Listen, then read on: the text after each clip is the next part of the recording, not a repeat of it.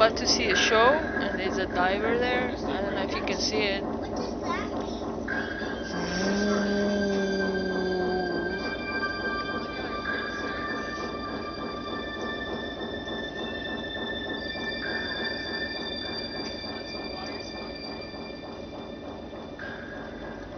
Viewed from far out in space, our Earth is a blue-green jewel set in an airless, waterless void.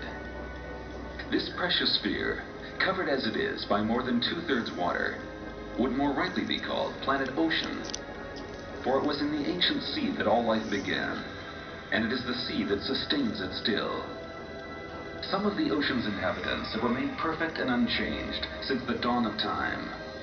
Others have left the sea to walk or crawl upon the land, and some, like the great whales, the seals and sea lions, have returned to it. The creature to have most recently attempted this homecoming is man himself. With faltering, furtive steps, we are just beginning to unravel the timeless mysteries of the oceans.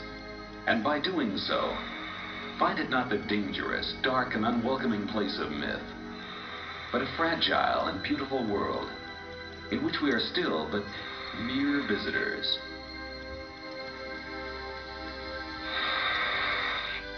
Good afternoon, everyone. My name is Sarah. I'd like to welcome you all to the Pacific Undersea Gardens and introduce our diver, Cameron, who will be our guide into this small corner of the underwater world today.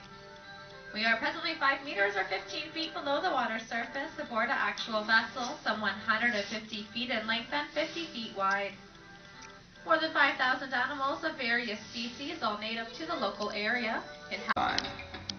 Once hatched from its egg, the crab spends the early stages of its life swimming freely amongst the plankton.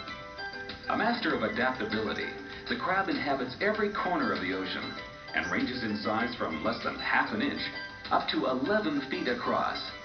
The crabs most commonly found in our waters include the red rock, the Dungeness, the hermit crabs, and Cameron here is holding the Puget Sound king crab. Usually a solitary dweller, crabs prefer to remain hidden in crevices, under rocks, or in the case of the hermit crab, in the discarded shells of other creatures. Two of the crab's legs have developed into powerful pinchers for feeding and defense. And enemies, fish, and other sea stars. Once the victim has been located, it's grasped or opened with a pressure sometimes exceeding 100 pounds.